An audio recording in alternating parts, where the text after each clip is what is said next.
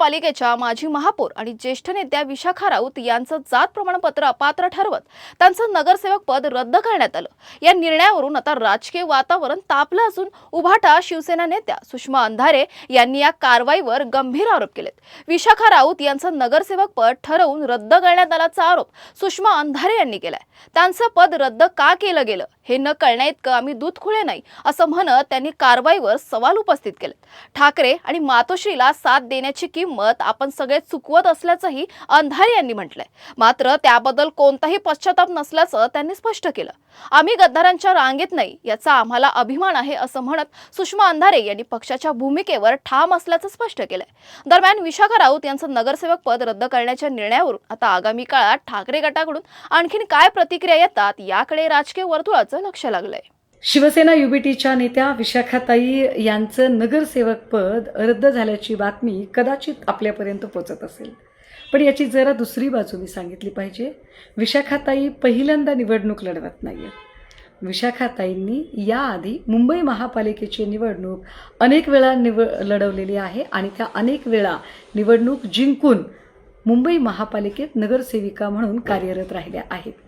नुसत्या नगरसेविका नाही तर मुंबई महापालिकेच्या महापौरपदी सुद्धा विराजित होऊन हे पद त्यांनी भूषवलेलं आहे आणि अनेक वर्ष मुंबईकरांची सेवा केलेली आहे। 1999 ते 2004 या काळामध्ये विशाखाताई महाराष्ट्र विधानसभेवर आमदार म्हणूनही निवडून गेलेल्या आहेत।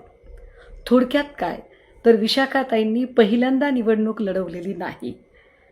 मग असं असताना निवडणुकींचा एवढा मोठा अनुभव असताना एखादी व्यक्ती अचानक अपात्र ठरवली जाते आणि ती अपात्र ठरवताना तिचं जात वैधता प्रमाणपत्र हे अवैध आहे असं सांगितलं जातं।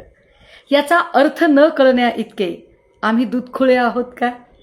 मुळात विशाखाताई असतील, वैभवदादा नाईक असतील, आम्ही सगळीच मंडळी जी वेगवेगळ्या प्रकारे वेगवेगळ्या केसेस अंगावर घेऊनही या संकट काळात ही खिंड लढवत आहोत। विशाखाताईंना आज नगरसेवक पद गमवावं लागतंय आणि तरीही त्या अत्यंत शांत आहेत, स्थिर आहेत, कारण विशाखाताईंना जसं माहिती आहे तसं आम्हाला सगळ्यांनाही माहीत आहे की नेमका हा खेळ करतोय तरी कोण।